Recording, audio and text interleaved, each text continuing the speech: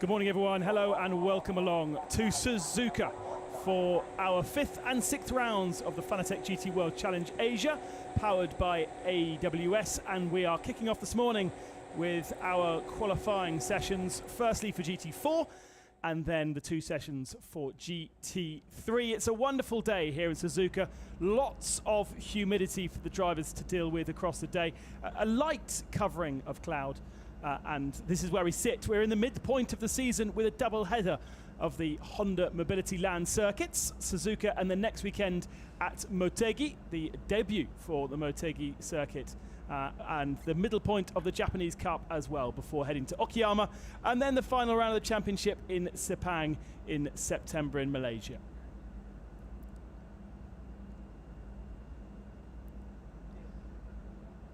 My name is Ben Costanjuris. It's wonderful to have you with us. We've got a very tight championship after round 4 with a slightly changed standings to perhaps what you left us with a few moments ago, because just 1 point separates the Absolute Racing team from 888 Racing Engineering. It's that car that inherited the victory in the second round at Fuji after many of the teams were penalised, and it sets us up for a very competitive weekend of action, especially as Absolute Racing do not have Alessio Piccirillo aboard that machine. They will be relying upon Klaus Bachler to partner in that leading vehicle. And of course we have different vehicles and entries across each weekend, and so we will have some surprises as well. 70% humidity, track temperature at 37 degrees. We've had a bit of action already on circuit, but the humidity and the temperature really a big thing. 29 degrees, and yet it's barely 9 o'clock in the morning here at Suzuka circuit.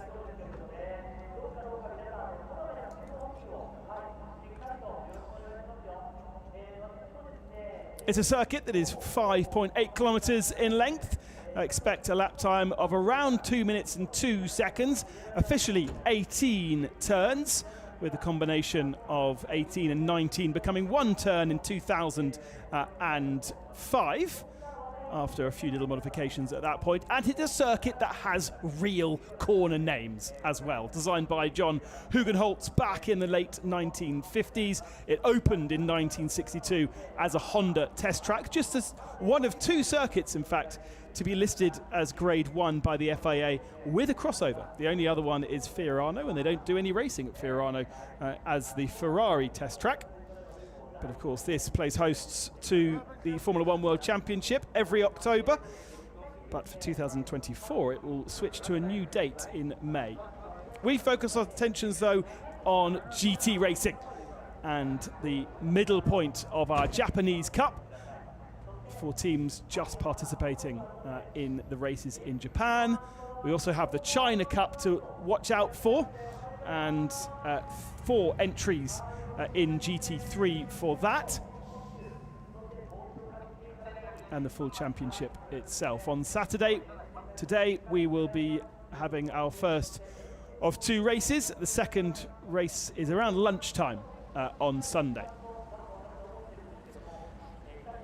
15-minute qualifying sessions. If you have not been following the championship so far, we'll have 2 GT4 qualifying sessions followed by 2 GT3 qualifying sessions, each for a single driver, each 15 minutes in length, and that driver will then be the first driver into the car in that respective race. So we will have our amateur drivers or our less experienced drivers in the first of the 2 sessions, and then the hired guns in the second of our 2 sessions, and it'll be race 2 where those more experienced drivers will start the race. The AMs will start the race in race 1 of the weekend. So Q1 for race 1 for GT4, and we have just 3 vehicles entered this weekend in GT4. 36 will take the start of our sessions totally. And we have now cars on circuit with a 15-minute session. With the temperature the way it is, you have to work gently to get everything up to temperature and up to pressure without using too much of the tyres.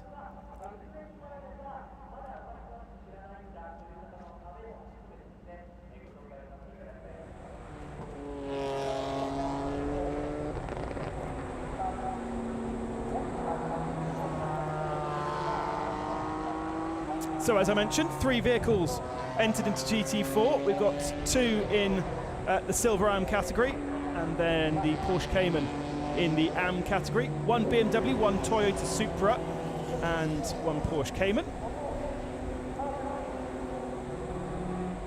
And in the GT4 Championship, it in fact is the Toyota Supra of Toyota Gazoo Racing Indonesia that still lead that championship with their double victory from the first weekend of the season in Chiang in Thailand. And they scored a maximum 50 points there. No one else has yet managed to score that maximum 50 points, and none of the other GT4 cars were in Chiang, because the rest of them are Japanese-based entries, and therefore we will expect that championship to change after race 1, with the best of the cars that are entered this weekend being the Czech shop Porsche Cayman of Nariko Otsaka and Shu Kobayashi, and they have 40 points to the 36 of Alicante Racing of Matsuoki Ayama and Sakaguchi.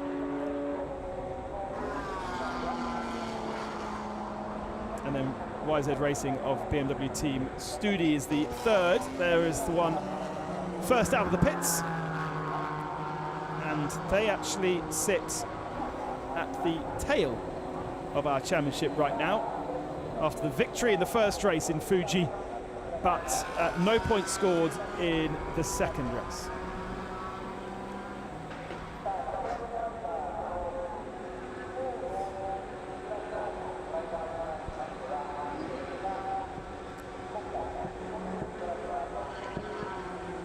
Masaki Kano then, the bronze driver in that bronze-silver entry, the first to follow around this Suzuka circuit. An opportunity to see exactly what it looks like.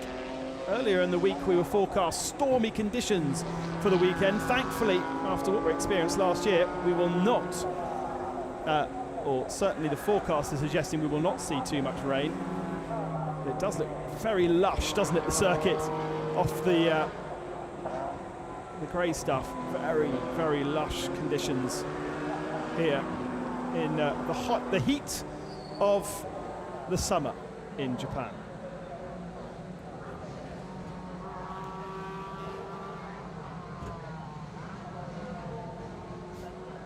Little wave there from Manabu Orido, the second of the BMW drivers.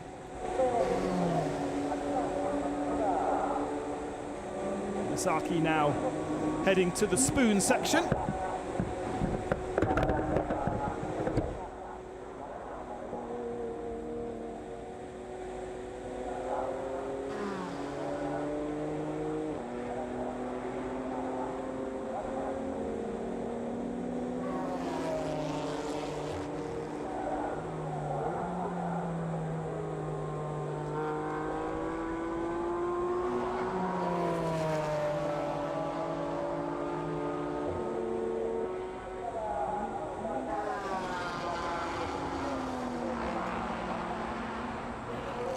Kano then, the first of our drivers coming through the final turn. The clear track around him. Behind the Porsche may be going faster, but a 1:50.62 is the GT4 fastest time. Sorry, a 2:15.164. Toyota comes over the line 1.27 back, and Suzuka losing a little bit of time in the final sector. So Porsche best in the middle sector of the lap, but the BMW fastest in both the first and the last sectors. So 1.2 separates first from second. Actually very close between the Toyota and the Porsche in third and fourth. And of course they won't necessarily need to back off, reset, and then push for another lap. They can just keep plugging away at these times. and so Ayama will go again. All these drivers are bronze drivers, so they are all categorized in the same category, despite the fact that Osaka's Porsche is entered into the AM category because the other driver is also a bronze, whereas the second drivers that we will see coming up in Q2, they are silver drivers, hence why they're entered into the Silver AM Cup.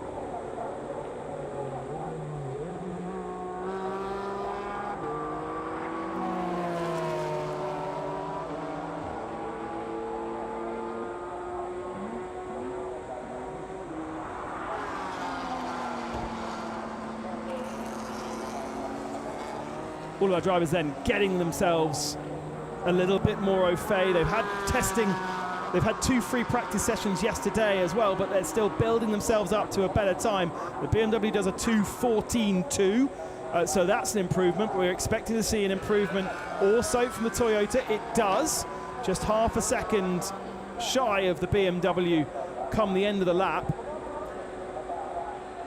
Suzuka in the Porsche now completes his lap 1.9 back, and in fact those little orange sectors on the top left of your screen showing that he was slower in both second and third sectors of the lap. So an improvement in the first sector for Naoki Osaka, but then slower in sectors 2 and 3. Here is that Porsche 718. Cayman, obviously, the Cayman 718 GT4 RS Club Sports. And so the team, Czech shop, nominating 718 to be on the side of the car. We can have a look to see perhaps where can find some time. The BMW again going faster in the first sector of the lap.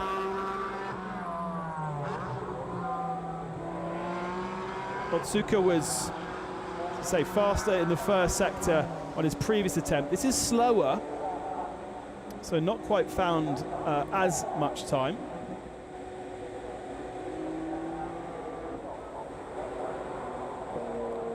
And with only 3 cars on the circuit, plenty of space for the drivers to make sure they're not tripping up over each other, showing just how much space there is between the BMW and the Toyota Supra GT4. All these very different vehicles, balanced by the expert balance of performance that is put across all the SRO championships to allow these GT4 cars to be so evenly matched in different characteristics. You'll see the Toyota specifically and the BMW, they sit quite high off the ground. Their ride height is quite high, whereas the Porsche is lower in terms of ride height. So that gives it better aerodynamic efficiency through some of the faster turns. But then it might not have the grunt from the engine out of the slower corners that we would expect from the bigger BMW and the Toyota.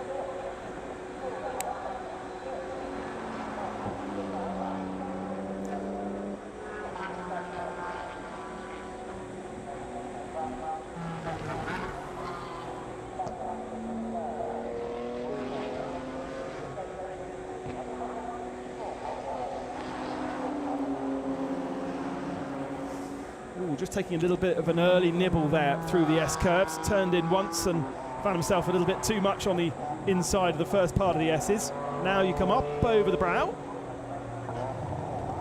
No improvements from any of our drivers on that last lap. No, I tell a lie. BMW did go faster, just in the last sector of the lap. So a 2:13.8 is now the benchmark.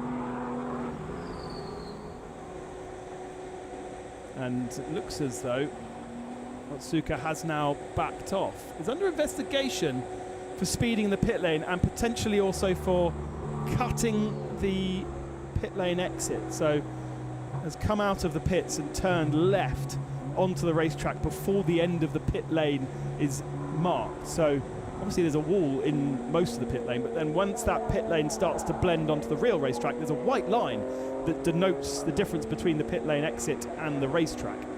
And you're not allowed, or not supposed to, drive over that white line until it finishes.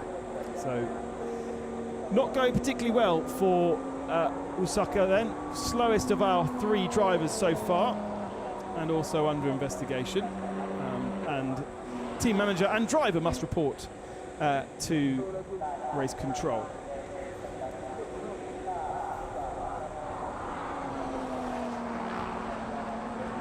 And just a reminder, that is the team that so far is second in the championship, 10 points off the leader of the championship, who is not here, and therefore we would expect certainly for the Porsche to take over that championship lead. Now, tyres have said enough, or maybe drivers have felt that they can't get any more out of the track, and so our first 2 come in.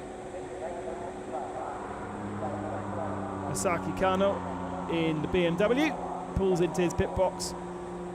Now what they will do is they will check tyre pressures, see what the tyre has done from when they left the pits. What was that, about 10 minutes ago to now. Looks like the mechanic is happy that they doesn't actually need too much attention.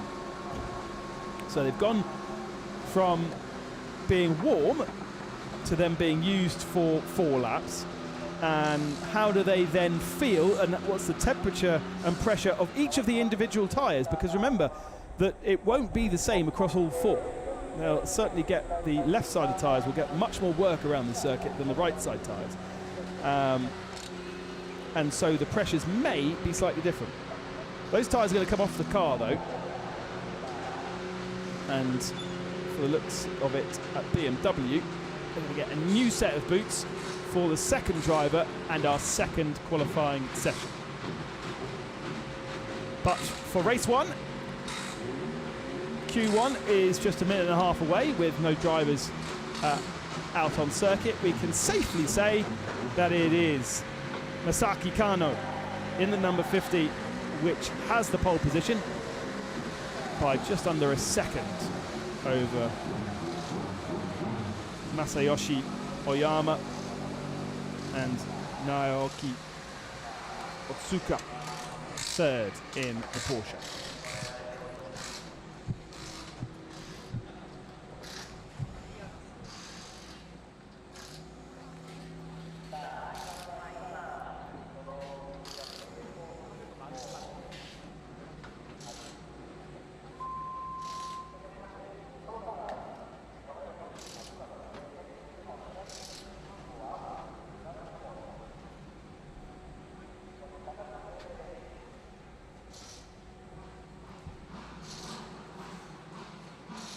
So we are now going to reset. Qualifying for Q1 is finished. We're going to get our second drivers into the cars. These are for BMW and for Toyota, the faster, the silver drivers. And for Czech Shop, for the Cayman, it is a bronze driver for that all-bronze lineup of Sho Kobayashi. All teams doing the same thing, checking pressures of those used tyres. And one would assume new tyres then going on for the second driver. Just trying to have a quick look to see if that is the case with the Porsche. We saw the new tyres waiting for the BMW. I would assume everyone will get new tyres.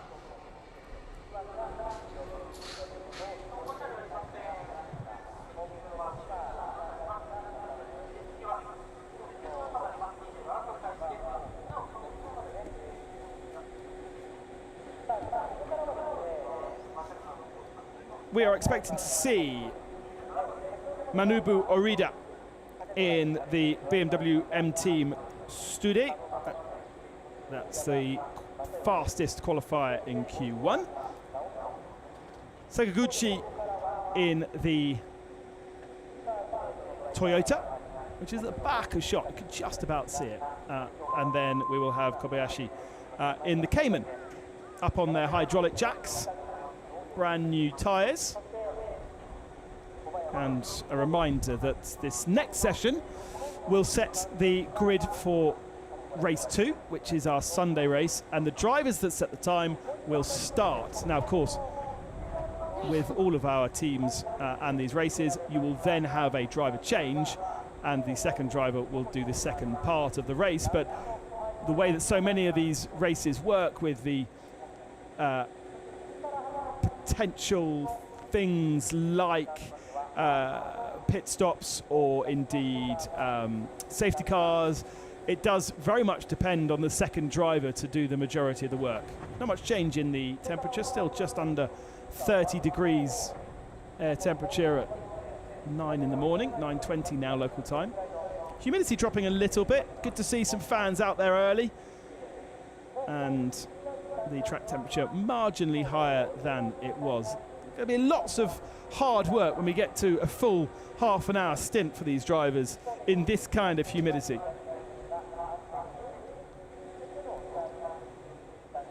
Fair ground that borders this Suzuka circuit. Looking like it might be starting to wind into life. Very slowly, I think that's moving. Maybe it's just my eyes. But very much a landmark of this Suzuka circuit. Let's go down to Amy then, who's in the pits, and she has got our fastest qualifier from Q1.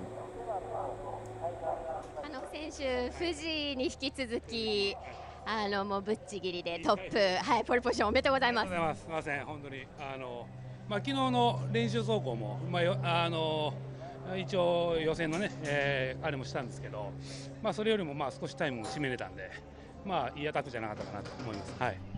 So at practice, he already had a great time, but even more, he could make the time a little bit shorter. So he's very happy about this outcome. この M4 のポテンシャルすごく高いと思うんですけれども。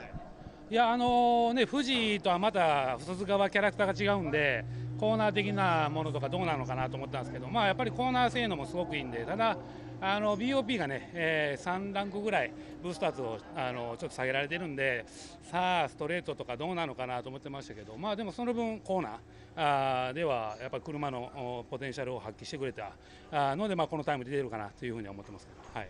So about the car, the M4, he was a little bit worried about the cornering because it's a little bit different than the Fuji Speedway track, but apparently the car did a very good performance and very happy about it, and that's hence this great time he had. And they also had a BOP for 3 stages, so that was also another worry, but somehow it worked out very well. ではレースに向けて意気込みを教えてください。そうですね。前回も富士はね第1レース逃げ切って、その後俺と選手にっていう状況で、もうその形は変わらないので、きっちりとミスなくね、優勝できるように頑張ります。So for the race today, he's looking very forward to it. Just do the same as Fuji, give the car safely to Orito, and then I guess they're gonna have another win maybe today. ありがとうございます。おめでとうございました。Back to you.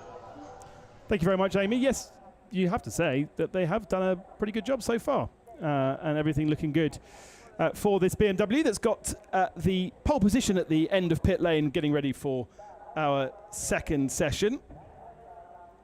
Red light holding the cars for the moment, because we've still got 2 minutes before the track officially opens. And I think, therefore, can I count 3 rear wings there? I think all 3 cars are in that queue, aren't they? The BMW is so large that it eclipses the other 2. But we have them all sitting down in the fast lane, desperate to get out as quickly as possible.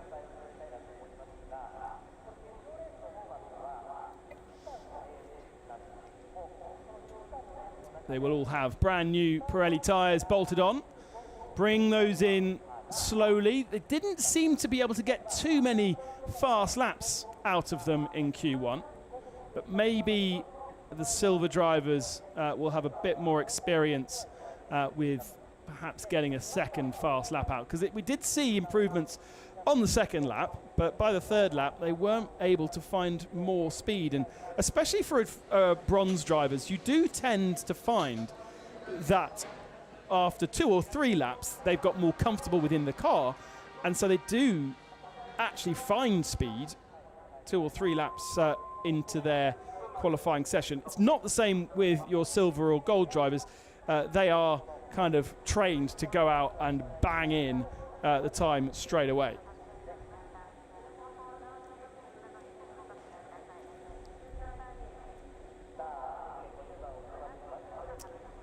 So 30 seconds on our TSL timing clock before the cars will be released. They will do themselves a reconnaissance lap in 30 degrees of heat. Try not to push too hard. Won't take too much effort to get the temperature into the brakes and tyres, that's for sure. And this sinuous Suzuka circuit, very rarely you're just sort of sitting there with your steering wheel straight and not putting any energy into the car. You've got the S-bends through the first part of the lap, and you are working the car left and right and left and right, like you would do if you were warming the tyres up. There you go, there are 3 cars there.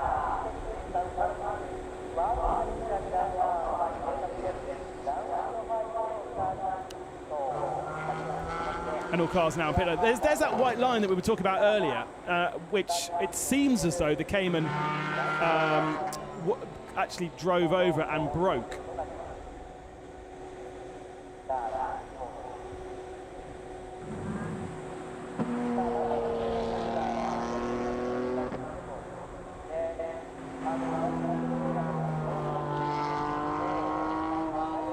See different tarmacs as well through the S curves, so you are leaning on the car left, and right, but then that darker tarmac in the middle part of the section of turns will give you different grip to what you experience from the other parts of the S curves.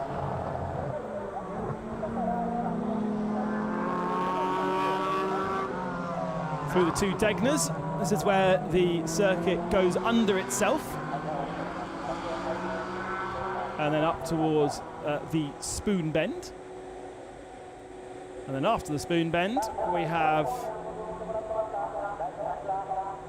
the 200R double apex right-hander, which really is kind of an acceleration zone, especially in these GT4 cars. Then you come to spoon, try and hook the early apex first, and then bring it back for the second one, because the second one is almost more important than the first. And the acceleration then up towards 130R. Just on the the left-hand side as we're looking at it now, the Suzuka International kart circuit, and a second pit lane for when they divide the circuit in 2. Through 130R, and then down to the Casino Triangle that it's now known as, through the chicane. 2 different chicanes now in use in that part of the circuit. In fact, to the chicane that is made famous from that incident between at the end of the 1990 World Championship. They kind of use the bike lane now, and the car chicane has been built slightly earlier. So now, on to the first of our fast laps. Manabu Orido in the BMW. Ryoi Sagaguchi in the Toyota, and Sho Kobayashi in the Porsche. As a reference, we've got the times from the previous session up on your little left-hand graphic. But we would expect the BMW and the Toyota to go faster. Might be a different strategy from the Porsche, because they are am-am. They've got a choice of wherever they put the faster of the 2 bronze drivers. One will have to be faster than the other. It's just the way the world works. Is already setting a faster time than we saw from Kano in the previous session.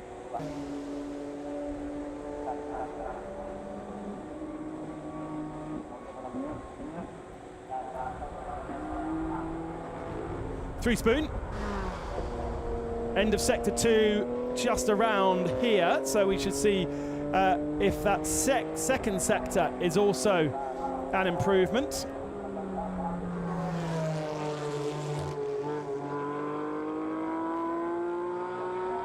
And it is. He goes purple again in the second sector. See how the car is leaned on. He pitches through 130R. You can see the body roll into the turn. That is a sign of a driver that's got full confidence in his machine and is able to lean on the car, ask it to do what it can do.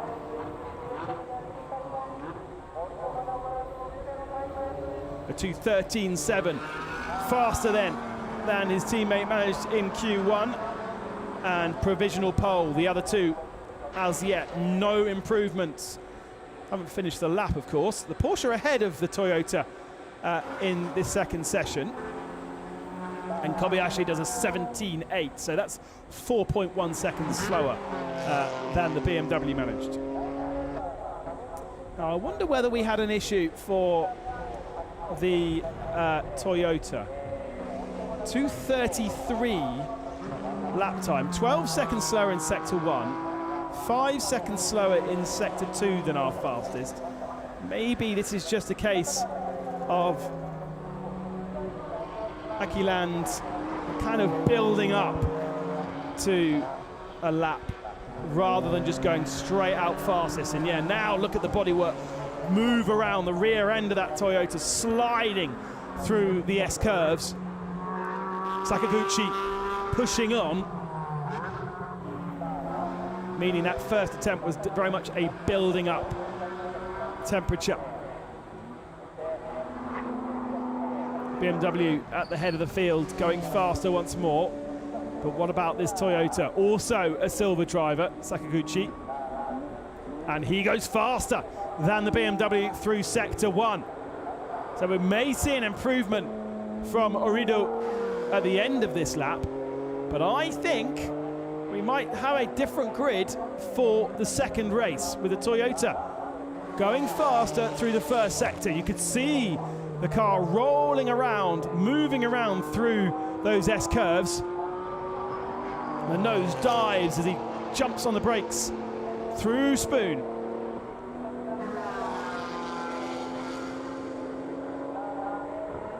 Looked really good through the second Spoon, didn't it? And now pushes on. Will break the beam of the second sector. Orido's gone slower in the middle sector of the lap, but Sakaguchi has not. This could be provisional pole for race 2. Into the chicane then. Quite difficult to get it completely right because the circuit is going right as you're trying to brake, and the ideal is to brake in a straight line rather than whilst you're turning. It's more efficient. Over the line then, Sakaguchi, second fastest. Oh, by just 0.06 of a second. Has he got it in him to find a second lap? Has the tyres and the car got it in him? He was so slow on that first lap. I wonder whether he could find a bit more time. He only needs 0.06 of a second. And you would suggest that Orido probably can't find any more pace, having pushed for 2 laps in that BMW. A 2:13.4 is the target.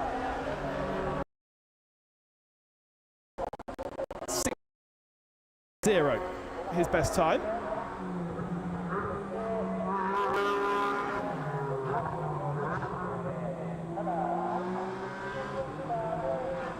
Accelerates under the crossover.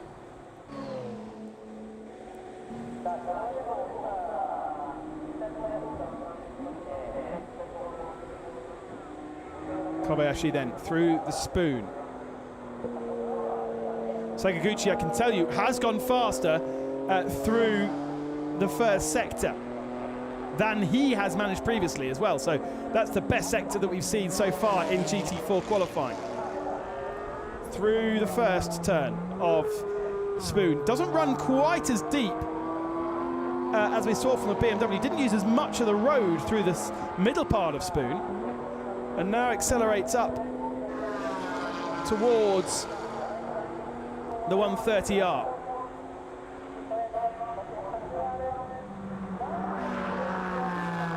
The Porsche going slightly faster in that middle sector. Bringing a bit of time back on the fastest time in the session. Interestingly, Kobayashi is the fastest man through our speed trap by some 6 kilometers an hour. Does improve, but still 2 seconds off the ultimate fastest time. The BMW is in the pits, and Sakaguchi gets the pole position by 0.5 of a second. As Orido pulls into the pits, has nothing more in the BMW. The Toyota grabs pole. He found 1/10 of a second on the previous lap that he had managed. Just 1/10. Just think how little time 1/10 of a second is, and yet Sakaguchi has found that and got himself pole for race 2. Now, I don't expect him to try and find another lap. There's no need. BMW in the pits. And he is done, basically.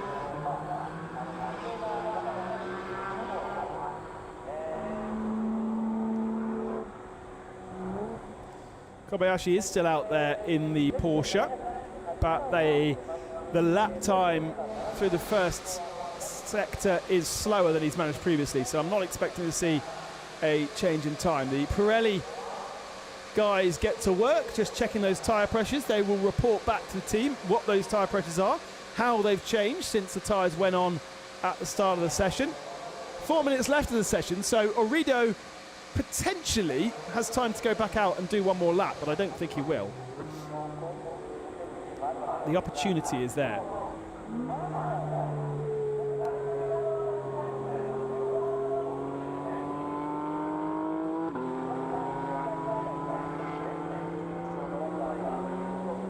And you can see very much from the body language of the Toyota that he is backed out now. So we do have a mixed grid in GT4. In race 1, it's the BMW on the pole position of BMW M-Team Studi. YZ Racing with pole for Masaki Kano, but they miss out on race 2 because Akiland have pole position thanks to Roy Sakaguchi. And that is the end of our GT4 qualifying session. Still with 3 minutes left on the clock to run, but as we see with many of our SRO championships, the best of the tyres, you can get 2 laps out of them, as we saw from both the BMW and Toyota. But in terms of absolute ultimate pace, the tyres will last a full hour of racing if you need them to. Well, you do need them to in these formats of races. But for ultimate pace, when you set the tyre pressures up, you can really only get 2 super fast laps. It didn't look like it was going to be massively competitive in our GT4 qualifying 1, but 0.5 of a second between our 2 silver drivers in qualifying 2 does set ourselves up for some very entertaining racing. That is pole position for race 2 then to Sakaguchi, and thumbs up. And he's worked hard for that. He might even go down to the BMW guys and say congratulations. Oh, there's Amy. So we'll get a word in a few moments' time. But that was a good battle, wasn't it, between our 2 silver drivers. Orido setting a really good benchmark.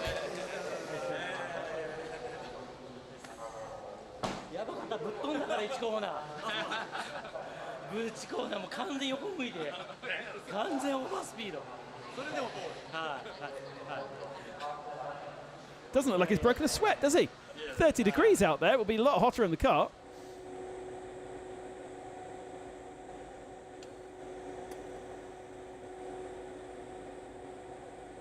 So a good qualifying session from our GT4 drivers. And we'll now reset and focus on our GT3 competitors, of which we have 33 entries. The circuit will be a lot busier. Be a lot harder to find out who's going to be the pole man and be able to follow them, that's for sure. Let's go back down to Amy, and she has our pole man from race 2, Sakaguchi. 坂口選手、渾身のフライングラップでした。おめでとうございます。はい、鈴鹿サーキットね、タイヤに入力も強いし、路面グリップもいいんで、もう計測1周で終わろうと思ってたんで、1コーナー思いっきりでブレーキしたら、まっすぐ行っちゃって、はい、でもうちょっとこれ行き過ぎだなと思って、車もだいぶ良くなったし、相方の大山選手も想定目標タイムよりもアップしてくれたんで、自分も気合入ったんですけど、最後は落ち着いて走ったら、いいタイム出せたんで、本当スーパラ GT4 すごく乗りやすいですね。はい。So the Super GT4 car has a great match with the Suzuka circuit. The tire is great, and the grips they have at the cornering were very good as well. His partner had a good time already, so that kind of gave him a push to get them to pole position. It was great condition, and it just had fun and very, very happy about the outcome. この後、決勝ですね、明日、スタート担当になるかと思うんですけれども、明日に向けての意気込み、まだレースはあるんですけどね、その次で。はい、そうですね、本当やっぱ大山選手のね、サポートっていう形で僕も出場させてもらってるんで、本当チームで力を合わせていい結果、何位でもやっぱ完全燃焼できるようなレースを続けたいと思います。はい。So he's very much looking forward to the race. He will be starting tomorrow. But also today they have a great combination with they have a great combination with the two partners together. So they will try their best to get into the middle of the podium. Back to you. 改めておめでとうございました。Thank you very much, Amy. Now, look how busy the pits gets with our 33 GT3 cars getting themselves ready for Q1 and Q2. Same format as we saw from GT4. So the first of our drivers that will start race 1 of the weekend will qualify in the first session. The second driver in Q2 will be the starting driver for race 2. Got a few moments before we go to open the pit lane. In fact, 8 minutes to go before we open the pit lane. And so we can update you then on where the championship stands coming into this round. And if you were watching in Fuji, but perhaps didn't follow the stories post-race, there were plenty of penalties given out, which meant that the AAA race engineering Mercedes ended up inheriting the victory. It had got a legitimate victory from race 1 of the year in Buriram, but then got another 25 points from race 2 in Fuji, which gives it 50 points. 50 points is half of what you could possibly get out of a maximum, and therefore sits just a single point off the lead of the championship. Now, the Porsche of AAS Motorsport Absolute Racing hasn't actually taken a victory, but has been on the podium 3 times. And only missing out on points in that second race because it was one of many cars to get a penalty. They sit 1 point clear of the Mercedes 88, and then 10 points back with 2 third places is the R&B Racing Porsche of Wei Lu. Now, Dennis Olsen was aboard that car in the last 2 weekends, but he is not with us this weekend, and therefore Patrick Pilet, the Frenchman, will partner Lu Wei. And they sit 3rd in the championship. The wins have also gone the second race in Buriram to Craft Bamboo's Mercedes of Anthony Louis and Fabian Schiller. And then the first race of the weekend in Fuji last time out went to the Corvette C7 of Bingo Racing, that awesome liveried machine, which unfortunately was then shunted in race 2 in quite a spectacular fashion. Was never due to be here this weekend in Suzuka. So it is not that because of the shunt it is not here. It simply wasn't due to be here. Plenty of Mercedes representation in the field. Plenty of Porsches as well. And also, we got a glimpse just a few moments ago of the Nissan, the GTR GT3. We've got 2 of those on the entry list. It's not a car that we see at the very top echelons of GT3 racing any longer usually. But obviously working very, very well because it was the fastest car in practice by a couple of tenths of a second. And entered into this weekend. Didn't see it in Buriram.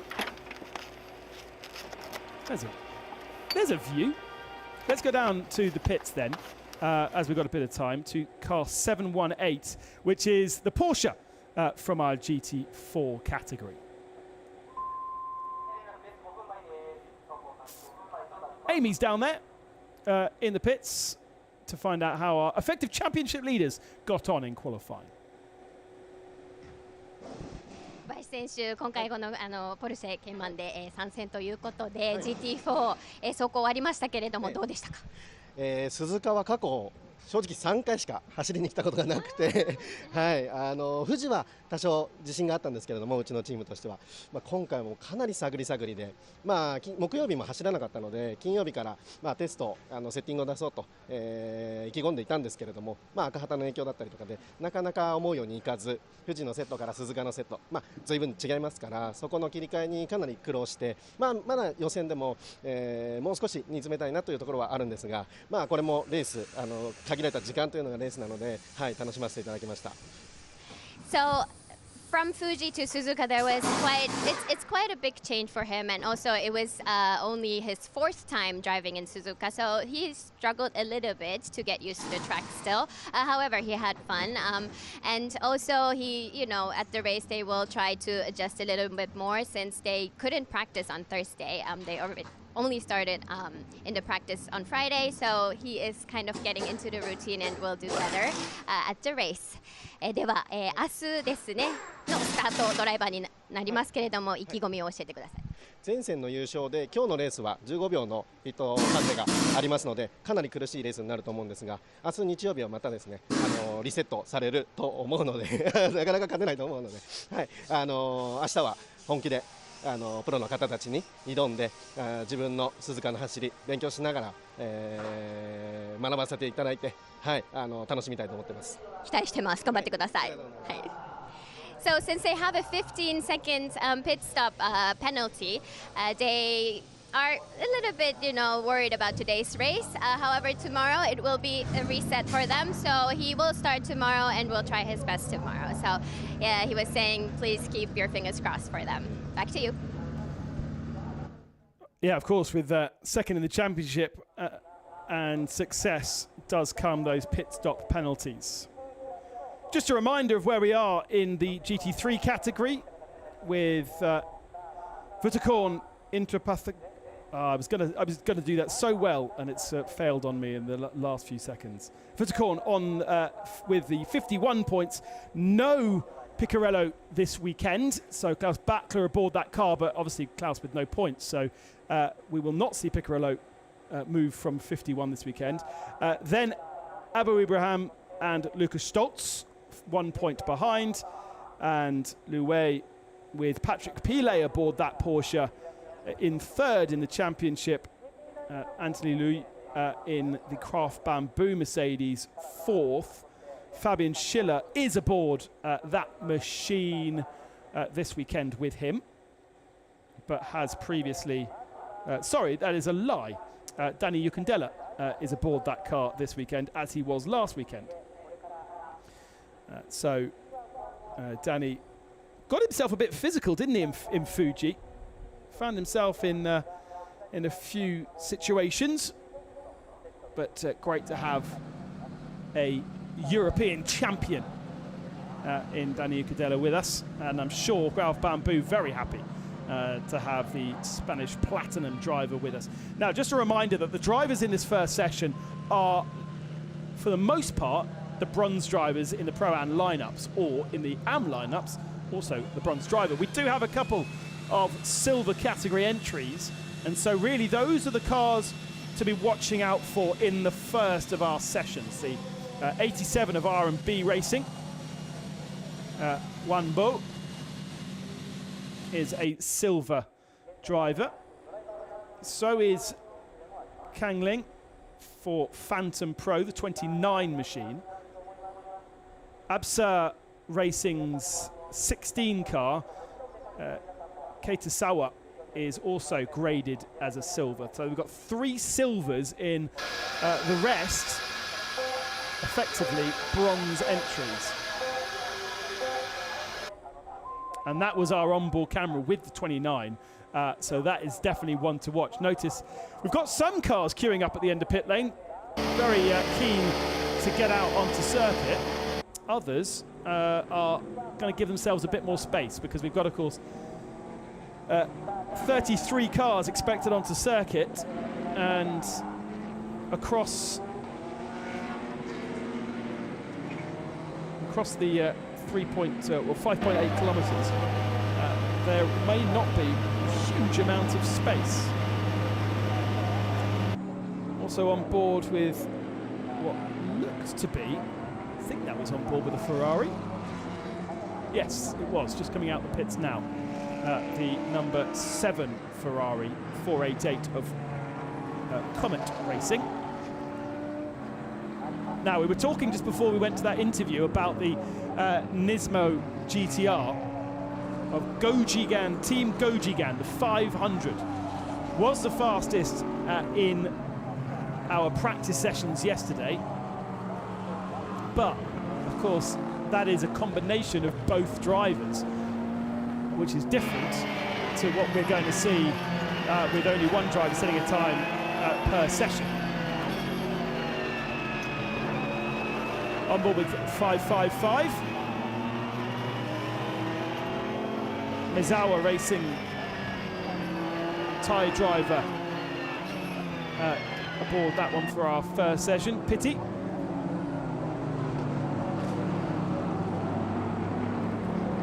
And there is the first of the Climax cars. Now there's a second wave of cars heading out. That was our race winner in Fuji, the D-Station 47 machine, before the penalties were given out. And making their way past the very famous McLaren 720 of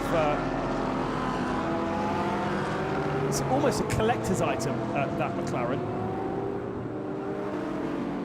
Hence why very famous car collector is aboard that machine this weekend.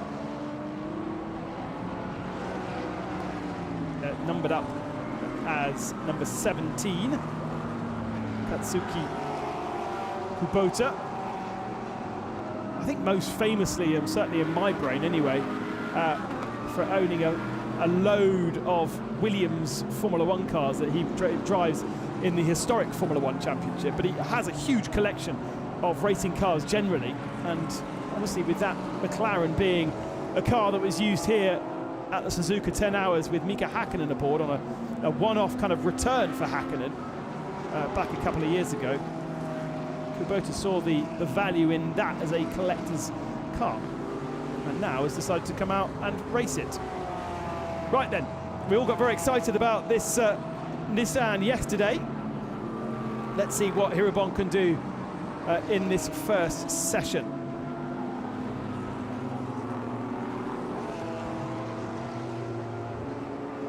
As I say, 33 cars on the circuit. Going to be very difficult for us to follow the correct machine.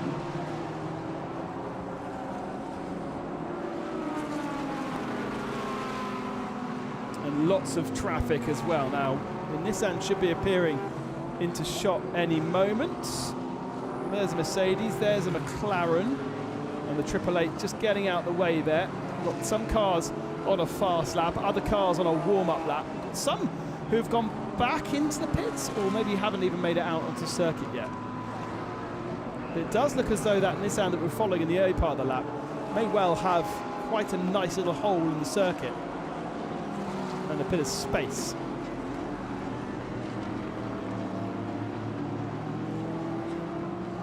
McLaren of Sawa, one of our silver drivers I pointed out to you a few moments ago, with a little bit of traffic ahead of him, but may well set the first representative lap time at 2:02.438. That's not bad at all. We might see 2:01s by the end of this session, but that is the time to beat from our silver driver. And for so many of those bronze drivers who are qualifying their cars, a really strong target to try and beat. The other times that we've got on the board so far, around 5 seconds slower. So Sawa now backing out of it and trying to give himself a bit more space. He does seem to have a bit of track behind him to be able to do so without compromising anyone else. Here's the 888 Mercedes that's going to come whistling past. That's on its first fast lap.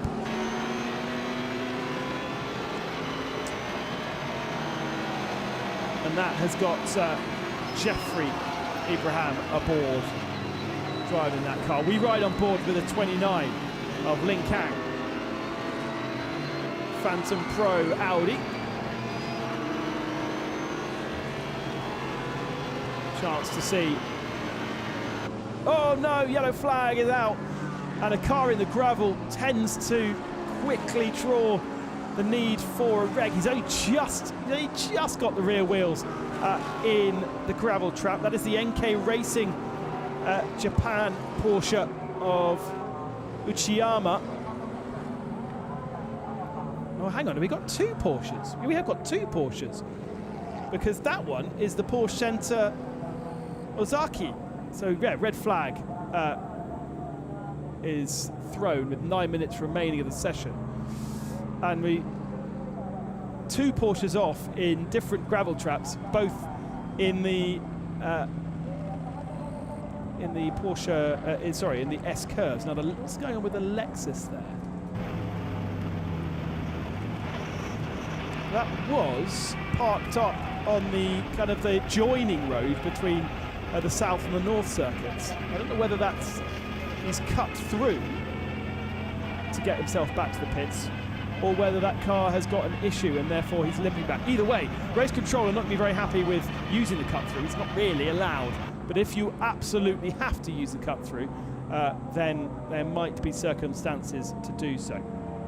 That was on board with Fuji, the K-Tunes Lexus. For the rest of the cars out onto circuit, they have to drive slowly around 80 kilometers an hour back to pit lane under red flag conditions.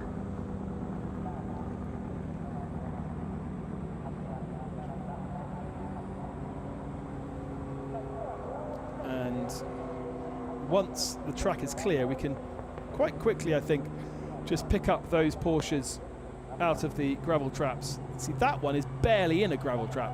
That just needs a little tiny little toe, and it would be probably able to have traction and go back out on the circuit. He's spun into that kind of forward.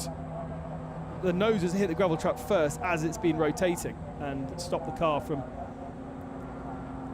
going any further.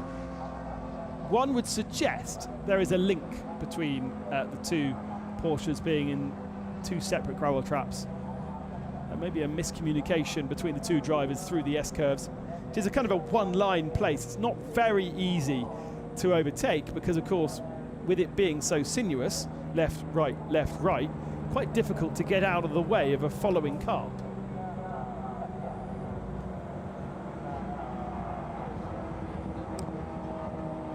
.488, still very much a car to be competitive with in GT3 racing, even if the Ferrari has now developed the 296, the newer version. Now that car is a bit more in the gravel trap.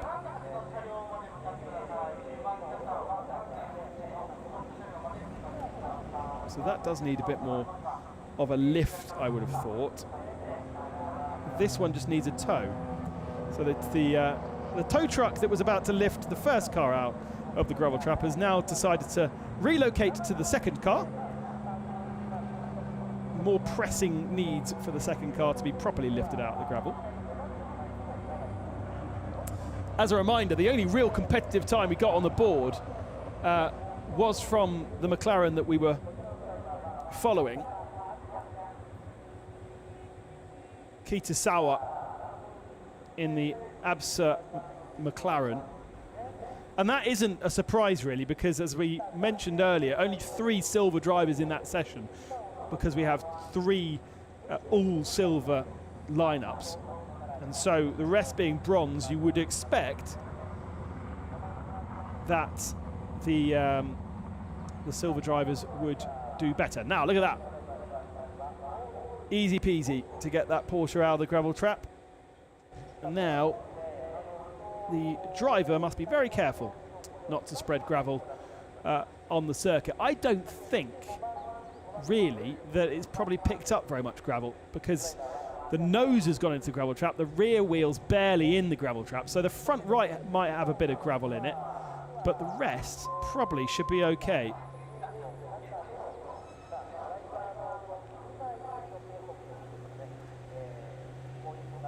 Let's go down to the pit lane then, whilst we've got this red flag, and she's at the pit box of 555. 横溝選手、今から各自にアタックに入るっていうところで赤旗になっちゃいましたけれども、こう見ている側でもフラストレーションがちょっと溜まっている感じですかね。今回も富士同様ね、もう予選から荒れそうな雰囲気出てるんで、でも僕らも新しいチームですけど、富士から改善してきていい感じになってるんで、ピッティもきっといい予選アタックしてくれると思います。Well, it was not unexpected because, you know, at Fuji there was a lot going on track, so he was expecting that something will happen during qualifying today as well. For them, it's quite looking well, and he is crossing his fingers for Pitti. Pitti 選手、どんな選手でしょうか？非常にアグレッシブですし、やっぱレース経験も豊富なので、やっぱり抑えるところは抑えるし、非常にいいドライバーです。で、やっぱりすごいいろいろ考えてますし、ヨーロッパでレースしてきてるんで、レースの強さもあるんで、チームメイトとして本当に心強いですね。About his partner Pitti, is a very good driver and very focused, concentrated, and also he thinks a lot while driving. So they're having a great combination so far. So yeah, he's praying for him to get a great lap. 予選どこを狙いますか？いやもうできるだけ上位目指して、鈴鹿やっぱりオーバーテイクが難しいサーキットなので、なるべく予選上位で終われるように頑張りたいと思います。頑張ってください。And for the qualifying, they're looking forward to go up as much as they can. So yeah, he says, please cross your fingers for them. Back to you. And part of this is very much luck, making sure that you have yourself space on the circuit. Yes, fine, you can manipulate that as much as possible, but you can't change the behavior of the other 32 cars around you. So whilst you've put yourself in a good position to have a nice area of the circuit to do a fast lap in, you never know whether one of the cars ahead of you might slow down and then compromise you. So cross fingers is very important in any form of motorsport, whether it be qualifying or the race. Looking at the sector times, the Nissan did actually do a better sector 1. It did set a lap time of a 2:10 in the end, but it was faster in sector 1 than the McLaren, interestingly. So maybe got caught up in traffic in the last part of the lap, Hirobon. The 500 ultimately ended up 7 seconds off the pace. So I think maybe got caught out at the end. Now, race control is saying red flag was caused by car 7 and car 360. Now, those are 2 completely different cars to the cars that we've just pulled out the gravel, because car 7 is the Comet Racing Ferrari of Yamasaki, and 360 is the Nissan, the other Nissan, of run-up sports with Masaki Nishikawa driving. So did we actually, we attributed to the two Porsches being in the gravel trap because the two of them have got together. Well, there are two separate incidents that involve two other cars that made it back to pits. We will not know, but that's interesting that race control are looking at two separate cars to the cars that were actually recovered from the gravel trap. There is that Nissan then that I was talking to you about with Hirobon, the driver.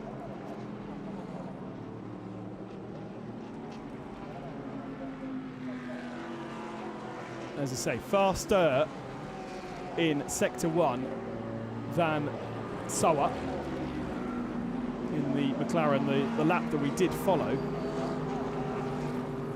And so because we've had that red flag period, now the strategy kind of changes. Drivers have pushed for that first lap.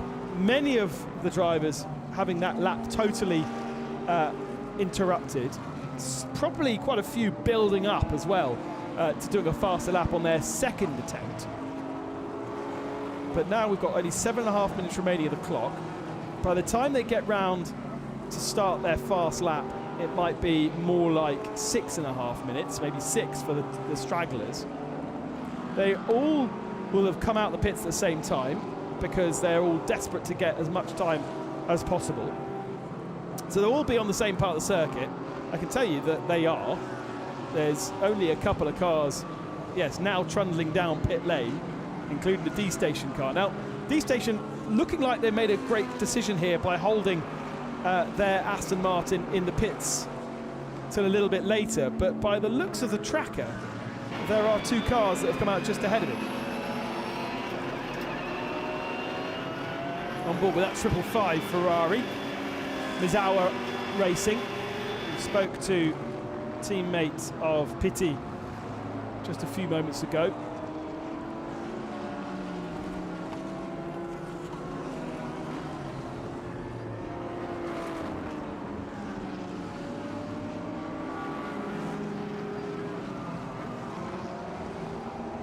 And now we follow the number 33 of Team GMB, Ruaki Hatano, aboard that machine.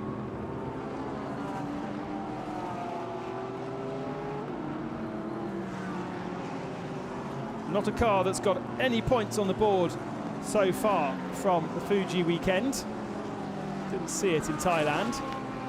But for so many, with that penalty in race 2, completely mixing things up. Only 4 drivers were able to get away with not having a penalty.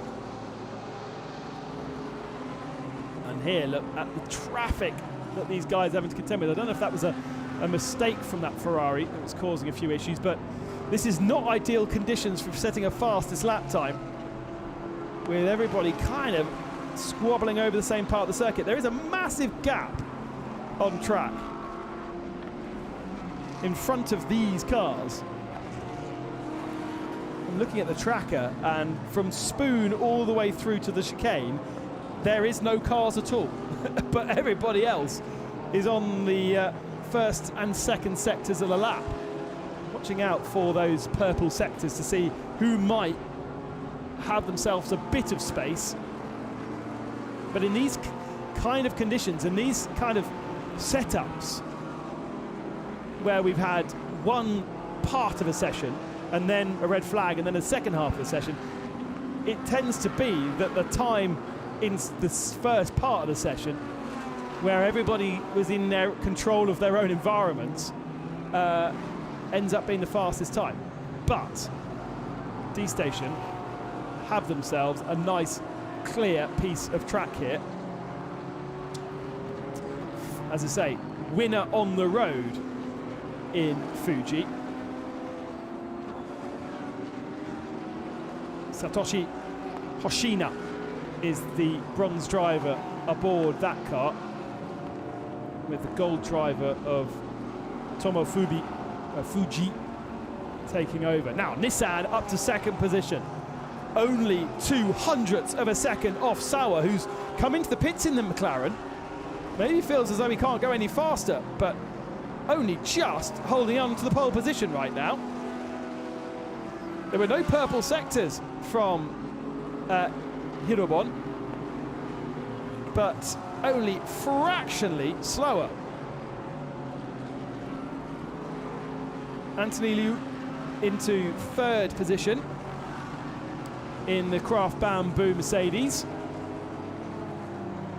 And then it's the number 4 Porsche of Lu Wei, who is up into fourth spot with Halban in the Climax Mercedes in fifth. There is the pole holding McLaren, and for the moment seems as though they are happy enough that they can't go faster. They've just lost pole position though.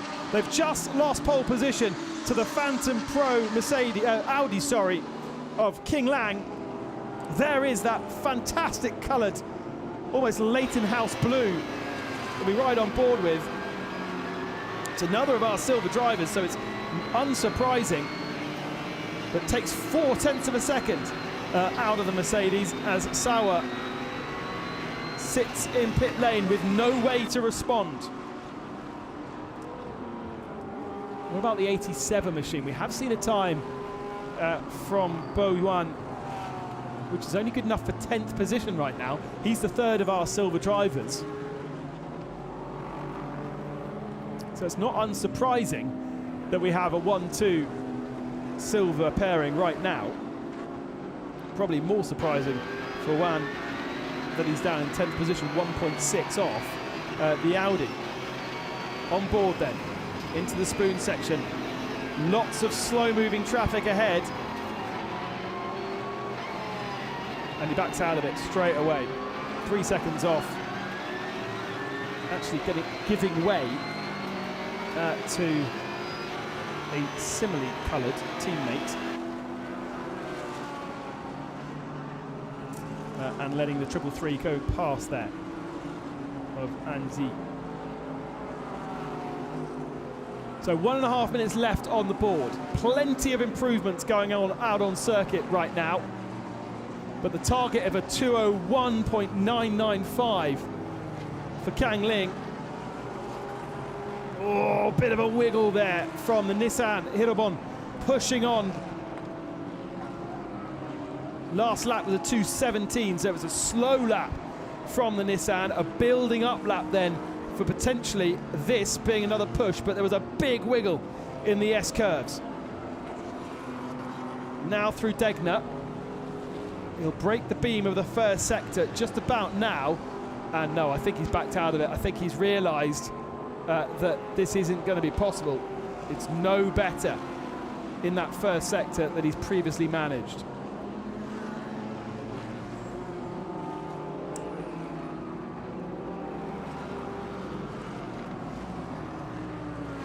Fastest speed, by the way, to Kubota in the 17 famous McLaren, 247 kilometers an hour. 14th position for our championship leaders so far then. And that is not too bad. We'd expect the starring performance from this car come in the second of our qualifying sessions. And Wittekorn brings the Porsche into the pits then. Championship leaders and championship second position will be sharing row 7 on the grid with the 88 Mercedes in 15th spot. Now, Ibrahim is still out on circuit in the first sector of the lap. So with the flag now dropped, checker flag out at the end of, well, actually at the start of the start-finishing line. I wonder whether we can still get a time out of, well, actually both of these JMR AAA engineering Mercedes. This is Abu Ibrahim. Sorry, no, this is Jeffrey Ibrahim.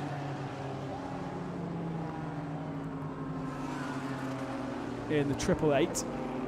And it is a better Sector 1. So this is a push lap from the 888 car.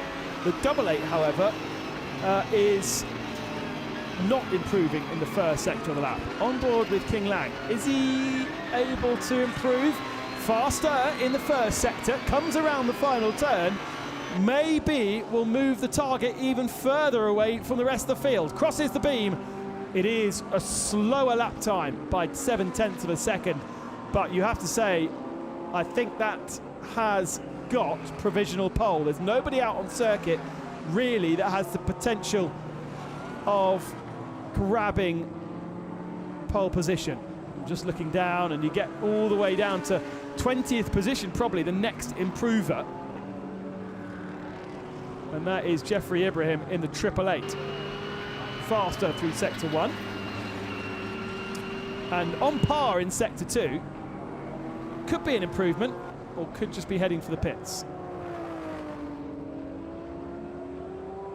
Takes the checkered flag, and Jeffrey Ibrahim doesn't improve. So pole position then for Kang Ling. It is Phantom Pro Audi R8. China Cup entrant, and also Silver Cup entrant. So we'll have a silver driver in that car for the second session of Chikao.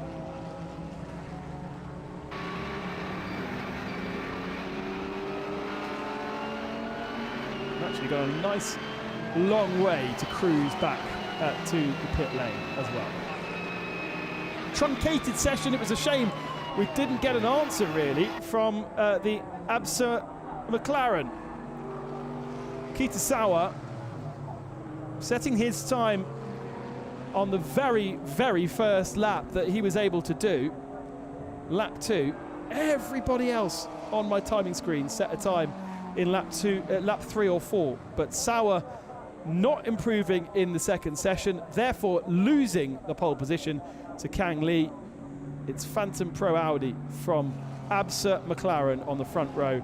Then that team Goji Gan Nissan in 3rd, and R&B's Porsche in 4th position, with Craft Bamboo 5th. Climax Racing, Mercedes, and all Mercedes row through. Now the third of our silver cars only down in 7th position, so that was an improvement for R&B Racing's 87 entry in 7th. Andrew Harrianto, that car heavily shunted yesterday in practice, 8th position. And then Climax's number 2 Mercedes in 9th, and Porsche Centre number 18 in 10th position. Now that's not the car, or it is the car we saw in the gravel trap. It is the car we saw in the gravel trap. So they ended up qualifying quite well there. Spirit of FF Racing Lamborghini, best of the Lamborghinis in 11th. Championship leaders down in 14th position, just ahead of their championship rivals in 15th. As I say, they will share row 7, so that'll be a really interesting fight in the early part of today's race, because that was the grid setting for this afternoon's race.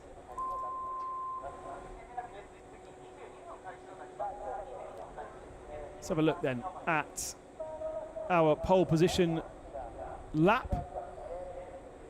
The 29 of Phantom Pro Audi. And a great livery on that machine. Certainly noticeable in the pack of 33 GT3 cars. And a car that could also be pretty competitive in our second session as well. The second attempt, not quite as good as the first. Wasn't able to get a time before the red flag fell, but that second attempt after the red flag was good enough. Right, we reset the timing clocks.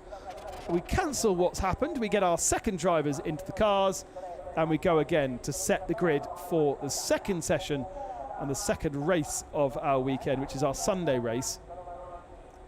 And this is where we have the more experienced drivers. So this is where we'll have actually a greater spread of experience on the track, because we have plenty of AM only entries, and they have 2 bronze drivers.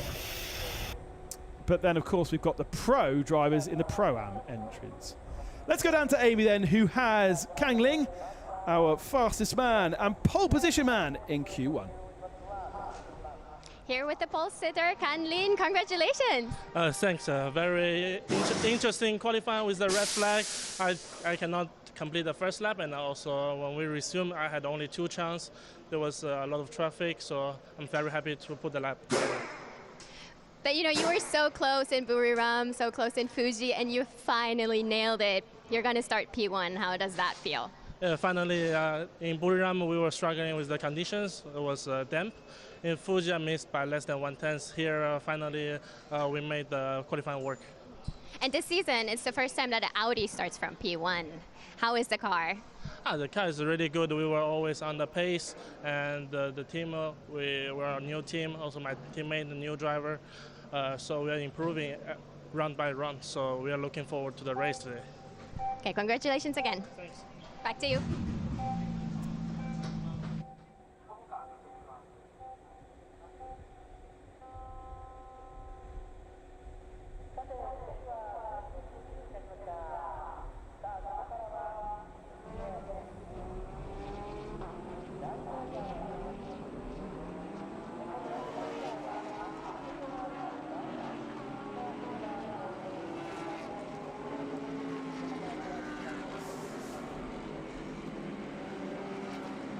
Green flag at the end of pit lane, and we are back up and running for our second session of qualifying. And once again, as we saw in Q1, kind of half the field going out onto circuit, the other half waiting, and then we'll have a second wave of cars leaving pit lane. Now, that worked until we had the red flag, and then everyone panicked and all went out the same part of the circuit for our second session of qualifying.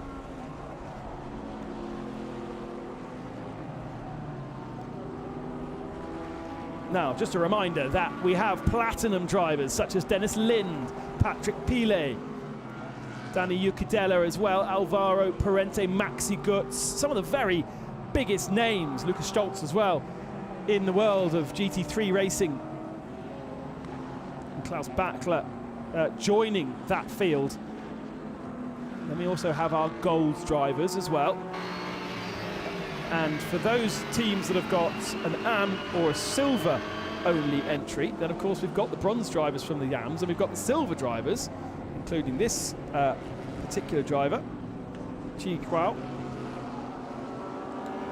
who is a silver driver, and that's an all-silver lineup. But whilst in first session of qualifying, the silvers were the highest graded driver, here they very much sit in the middle of the pack because we've got gold and platinum drivers. So a bigger field spread, if you like, compared to what we saw in our first session. And they are all already kind of squabbling for track space, aren't they? Alexandra Imperatori from Hong Kong, gold in the 992 Absolute Racing Porsche, diving down the inside to chicane, trying to get a little bit of space on his rival. And the lights turned on to let the driver ahead know that you are on a fast lap. There is Klaus Bachler in the 911. His first weekend in that team, but these professional works Porsche drivers, so used to being parachuted into different teams, they almost bring so much energy and information to these teams. And of course it's the championship leading car as well. Klaus not the championship leading driver because it's his first weekend, but will be helping and aiding Wittekorn into hopefully holding on to that championship come the end of this weekend, and then moving straight across, all these cars moving straight up to Motegi, to the second of the Honda Mobility Land owned circuits. Right then, keep an eye on the left hand side of the screen, because that will give you the purple little markings, the denotations of who is fastest through the first sector, and at the moment it is the 37 Craft Bamboo Mercedes of Danny Ucadella. Now the graphic is saying that that's Anthony Liu. They haven't changed their little driver notation knob. So it's actually Danny Ucadella aboard that car. Now, the team will get a slap on the wrists for that. And what you see with some teams is the outgoing driver needs to change it. And then other teams have the process whereby the new driver gets in and changes it. It's just a little switch on the steering wheel that denotes driver 1 and driver 2. You just turn it. But obviously Danny Ucadella there hasn't turned it to his advantage. So time's now coming in. Dennis Lin fastest in the number 2 Mercedes right now, but Danny Ucadella in the middle of the pack. There he is, going faster by 1.5 tenths of a second over Matzi Gutz. It is a massive Mercedes fest at the head of the field right now. The top 4 all being Mercedes. Lucas Stoltz there in 6th position, also a Mercedes. So the top 6, just one Porsche, and that is the NK Racing Porsche that we saw in the gravel trap of Tsubasa Kondo.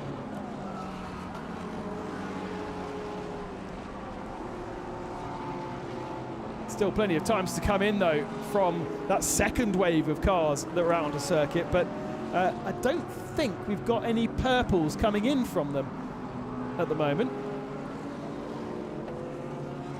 And because they were the second wave, they may well also be having to get out of the way of the first wave that are on their fast laps. Seeing, for instance, Patrick Pilet on a very slow first attempt in the number 4 Porsche. Actually, he's on his out lap, so he is very late to the party. Here's Danny. Just ignore the timing graphics. It's changed now. Somebody's told him to switch the driver ID, and he's finally done it. Ucadella on the pole position, getting out of the way of the chasing traffic. A lot of the drivers faster in the first sector and then bailing out of the lap. Lucas Stoltz already coming into the pits. Does that mean that he thinks that's game over for him? He can't do any more? Because he's dropping down the field. There's a little opportunity for some of the other cars, and already a lot of drivers heading back into the pits. Yellow flag out, gravel floating around in the air. Is there a car off on the left-hand side there? Oh, there is, and into the wall as well.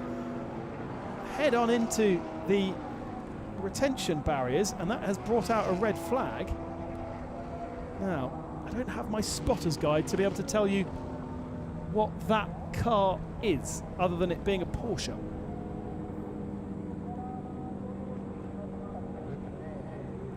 So provisionally, Danny Ucadella doing exactly what he did in Fuji. Pole position.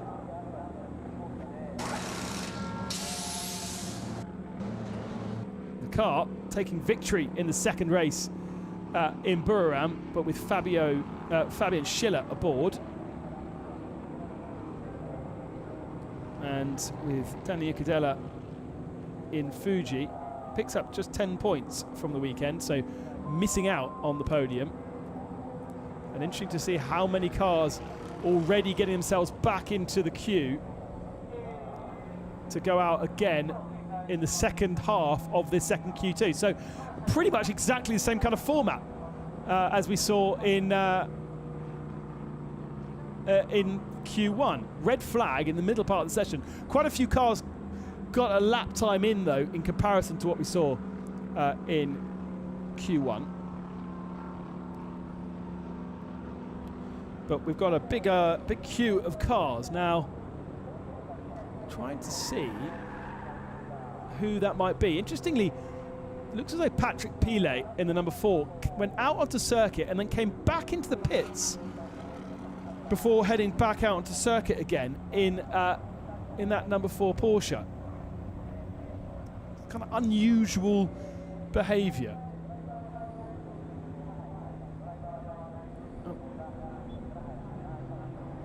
And I think that is that the Is that the 25 Porsche?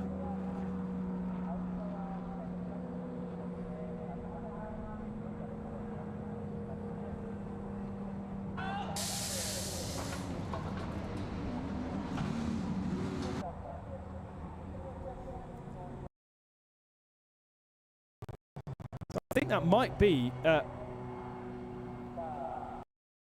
the 25 NK of Tsubasa Kondo, and for quite a bit of time that was the fastest car, or the fastest non-Mercedes. It still sits 7th position there on our timing screens.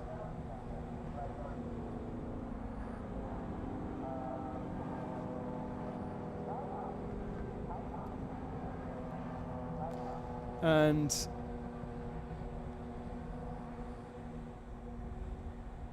no, okay, so it is, yes, it is a 25. The tracker has now confirmed. The other question mark we have is over the Abasa McLaren, which was second in qualifying 1, but our timing screen suggests that that car is also still out on circuit. Whether that is because it's the very last car to get back to the pits. Yes, it is just going very slowly back to the pits, so no problems there. It's going to be the first one to make its way it's going to be the last one to make its way into the pits. Now, the tow truck is going over to what seems to be Dunlop. So that's the last part of the S's, sometimes known as Snake, sometimes known as the S-curves. Again, a kind of an unusual place to go off, and it does look as though it's gone off kind of straight ahead as well into the rector cell barrier.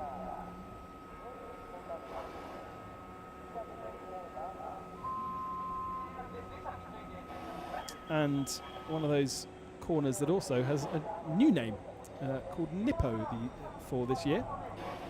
Obviously a corner which is associated to the sponsorship over the years. So got to recover that car out of the barrier. Now confirmation. Now we've got everybody into the pit lane that it is the 25.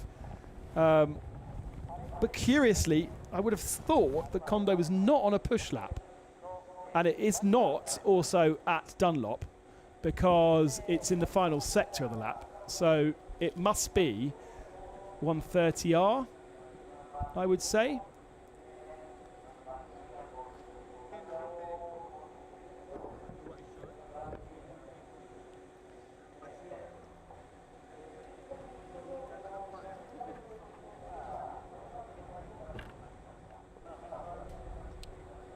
Yeah, so it is off around the 130R and the stretch between 130R and the chicane. So what that recovery truck was doing, as we just saw, was actually using the cut through between the first part of the lap and the last part of the lap. And even though it's gone into the barriers head on, into those massive big blocks of foam, it doesn't do very much damage to the car. It tends to do way more damage to the foam. And look at that. Barely a scratch. A little bit of the wing mirror is folded over on the right-hand side. There's a little bit of grass in the radiator. But other than that, absolutely happy as you like. And that car has been off probably nearer 200 kilometers an hour at 130R by the time it's gone through the gravel trap. So it would have been a pretty large hit, but it's incredible what these big rector cell barriers are able to absorb.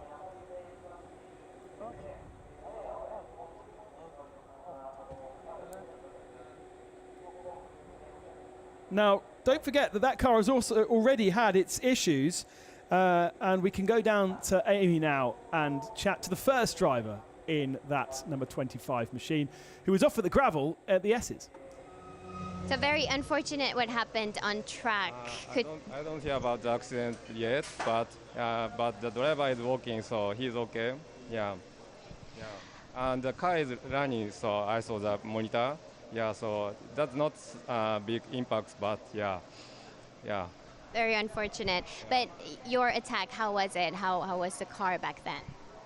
Car is good, but I have mistake my qualify. So I'm frustrated about that. Yeah. Let's look forward to the race then. I'll try my best. Yeah, for the race. Yeah. Good luck in the race. Yeah. Thank you very much. Thank you. Back to you. Clearly very disappointed, but ultimately still sits in 7th on the grid, which is not bad, to be honest.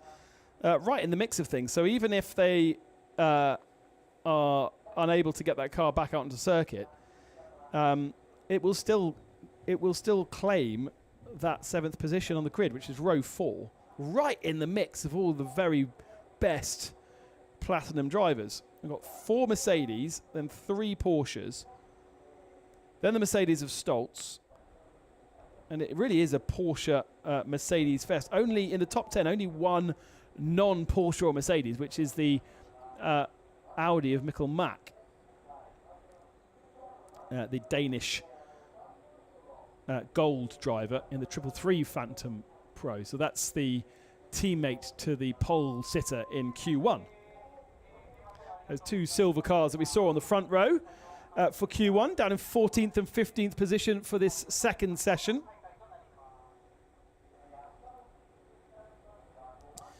And it is very competitive at the head of the field. Danny Ucadella, 1.5 tenths faster than Maxi Goetz, and just under 2 tenths of a second before you find Dennis Lind, who was the earliest car on track. Then there's a bit of a gap, 2.5 tenths of a second down to the returning Brock Feeney from the from Australia.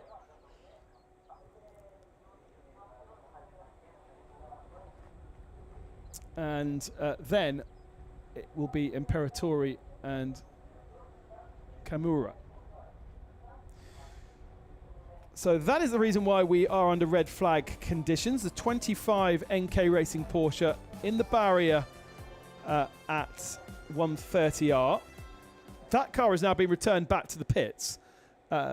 And the work is to reset those big Recticel barriers into position so that if some other car goes off there, there isn't direct contact with the tyre barrier. The Recticel far more absorbent.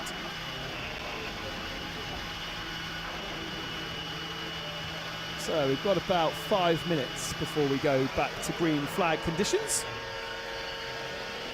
The Recticel is a really an adoption from the Motorcycle World Championships, because in car racing circuits, you're okay to have tyre barriers and kind of wrap around those tyre barriers, but that's quite hard for a motorcyclist to hit. And of course, Suzuka, the home of MotoGP, the home of the headline endurance series, and so you'll see around the majority of the impact areas around this circuit, you've got these Recticel barriers rather than tyre barrier. And that is the reason why we have, specifically here, those big blocks. Effectively, it's just massive blocks of foam. There we go. You can see the tyre barriers are the multicoloured barriers, and the grey is the Recticel. Another look, another reminder of this 5.8 kilometre circuit. Built by the same man that built Zandvoort, Dutchman Hugen Holtz. Hasn't really changed at all since he designed it in the 1950s, opened in the 1960s. They slightly straightened the S-curves. They've changed a bit the Casino Triangle chicane over the years. And of course, runoff areas and things like that have been modified over the years as well. Humidity dropping quite a lot, which is nice. As we get into the heat of the day, it's nearly 11 o'clock local time. Track temperature's gone up 5 degrees since we started our qualifying session, but air temperature only a single degree higher than it was when we first started, and only a single degree higher than when I was wandering around trying to find food at about 11 o'clock last night. Remarkable temperature and humidity for these guys to deal with. And it's only going to get hotter throughout the week leading up to Motegi, which is next weekend. So this big double header and festival of Asian motorsport, thanks to Honda Mobility Land. Honda, the owners of Suzuka and Motegi. And the Motegi circuit, the oval that for many years hosted Champ Car. It has also hosted I think Superbikes go to Motegi. I might be getting my motorbike championships around the wrong way. And it's also hosted World Touring Car Championship. There's a Lamborghini, FFF, running that Lamborghini with a very distinctive livery. And one little technique to try and get a little bit of airflow through the car and cool the driver that's sitting in his Nomex, triple Nomex layer, and then, of course, the race suit and helmet on top of that, and balaclava, and 30 degrees outside. And then you're sitting in something that doesn't have any kind of air conditioning or any kind of heat prevention at all. That's all far too heavy for a race car to have. And so inside those cockpits is just metal, reflecting the heat into you as a driver. Now, it'll be interesting to see who goes out onto circuit in this second half of the session, because we saw many of our pros, many of our platinum drivers do that one lap and then bail into the pits straight away. I wonder whether, because we've reset everything and we've still got potential to improve times, whether they will go out again and see if they can better the 201.2 that we saw from Danny Ucadella in that first session. I'm sure Danny would say he can go faster. He was right in the middle of a lot of traffic. And look at that. Barely a scratch on it.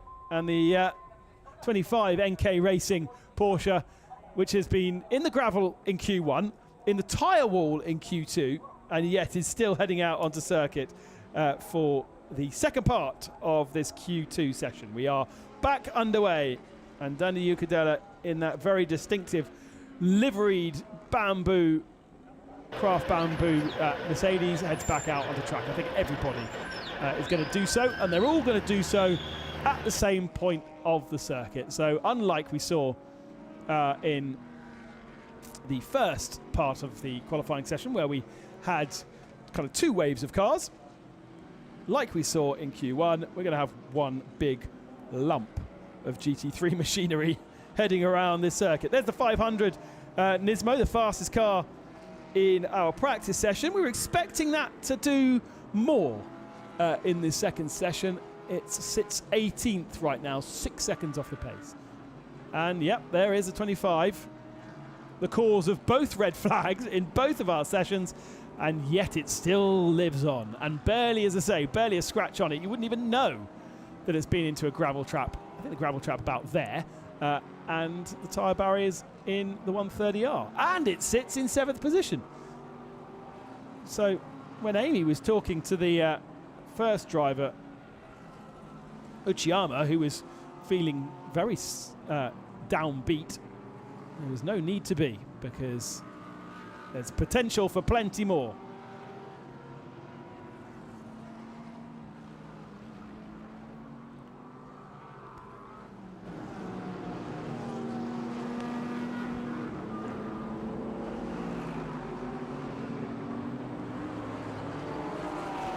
Lukas Stoltz in the 8. I think, I'm not going to say categorically, but possibly one of the slower platinum drivers in that first session. So he's getting on with it, getting himself some clear air, and fancies a crack at improving on his 202.2. Obviously second in the championship, and will be starting in 15th position in Q1, but would like to get much higher up the order in Q2.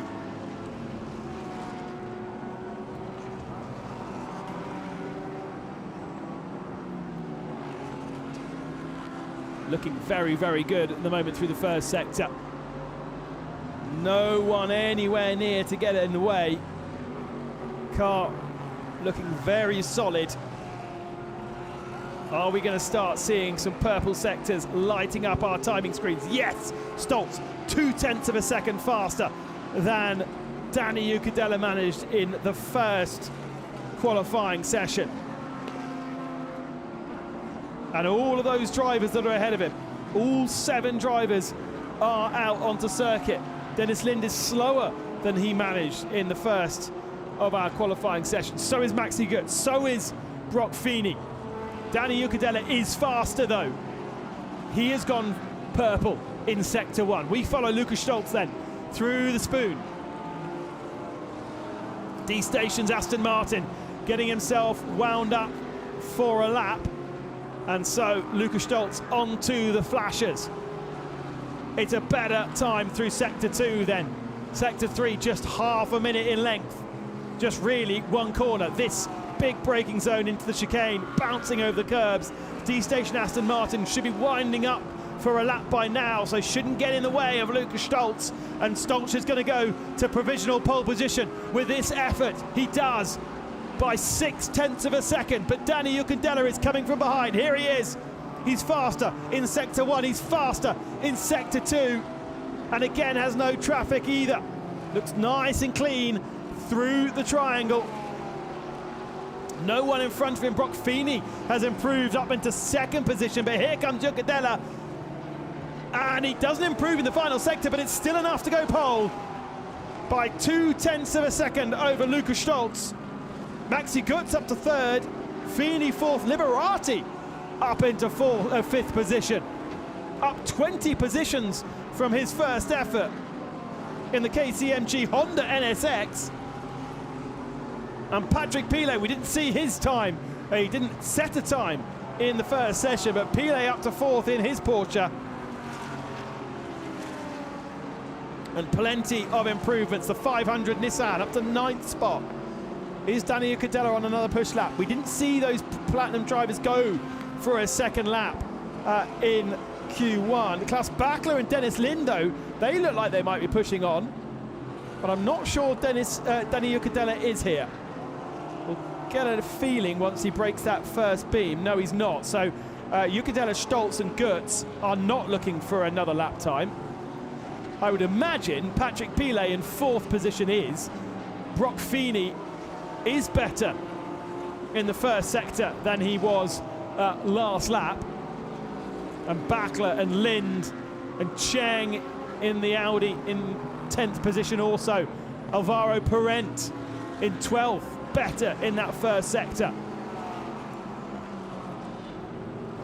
We pick up with Dennis Lind then, through the 130R. This is a push lap.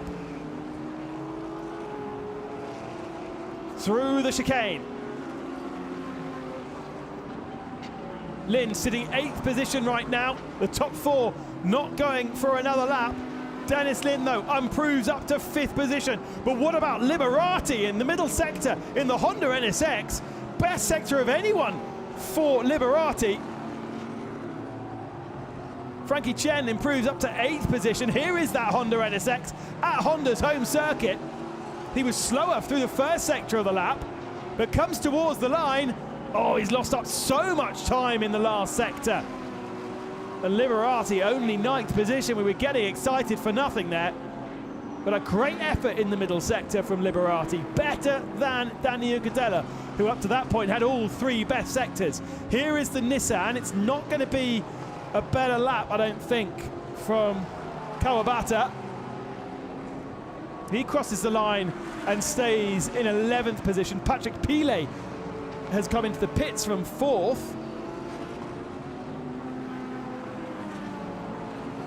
And the best of the Silvers then in 14th position is Yi Li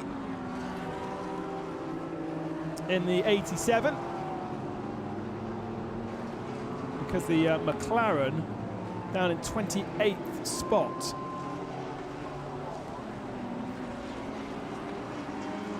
Miyake in the Mika Hakkinen McLaren in the number 17 up into 14th position. The Super GT driver Mikael Mack has improved up into 11th spot in the 333 Audi.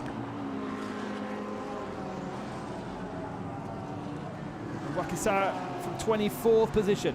This should be an improvement for the Ferrari, but it's only one position gained up into 23rd, which becomes 24th straight away, because we had an improvement from, who was it? It just popped up that we saw.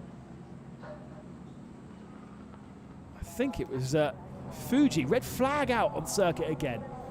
We've got a checkered flag out, but we've also got a red flag out. Oh my lord, there's an Audi buried under lots of recticel barrier.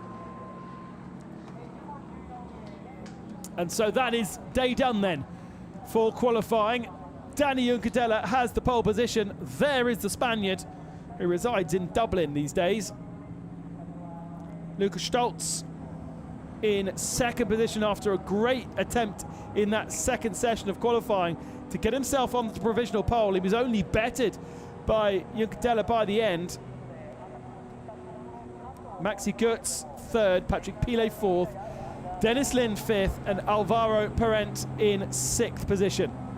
Mercedes, Mercedes, Mercedes, Porsche, Mercedes, Porsche, Mercedes, Porsche, and then the best of the non-German brands, Honda in ninth position. I thought we were going to see more. I thought we were going to get a big time from Edoardo Liberati. But in the end, it came to just ninth position.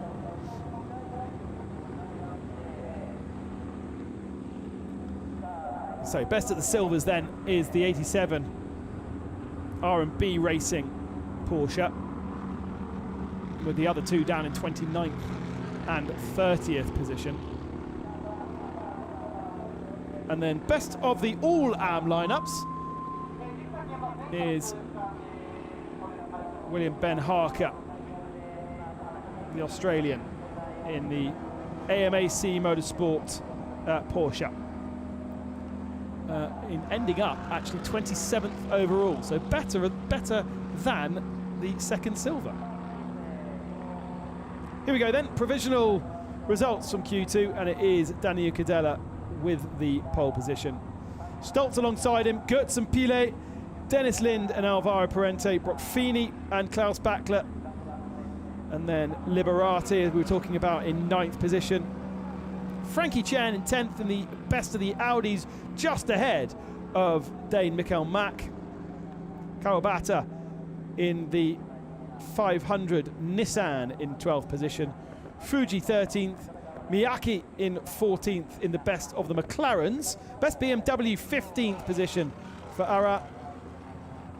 And then Yu Li Imperatori will be disappointed with 18th for Absolute Racing.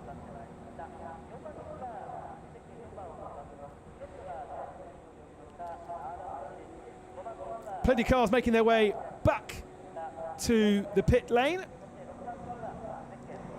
Imperatori there, we were just talking about, only 18th spot. I think he just was in so much traffic. We saw earlier how he was just trying to fight his way through, but here is Danny Juncadella then. No traffic worries for him whatsoever.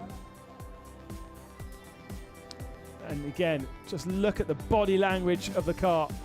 The way that he throws the car in, and the way that the car sticks and responds.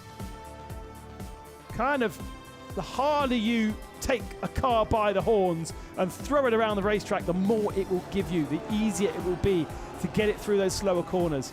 And Juncadella taking the pole position by 2.5 tenths of a second by the end.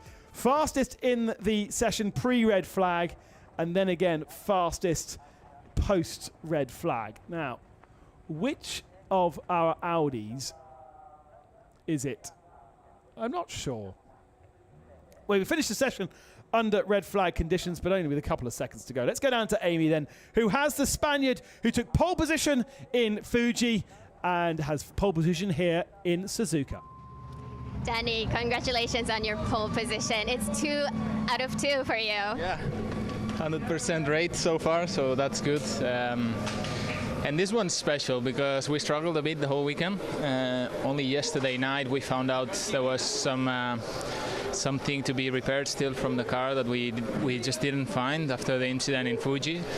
We were struggling all weekend compared to Max and to our sister car, and I was not so confident arriving into today, but then yeah, we found this, and suddenly in qualifying I had so much grip compared to yesterday.